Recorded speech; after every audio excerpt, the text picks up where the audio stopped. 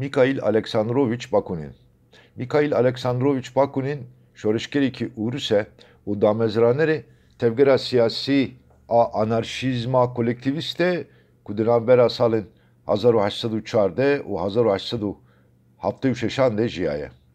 Bakunin desantralizasyone parastiye. Ango xostiye ku feraseta ademi merkezi xurt bibe u di devsa devleta navendi de sazî û dezgehên herêmî werin damezrandin û rêvebirî bêtir bike ve destê gel.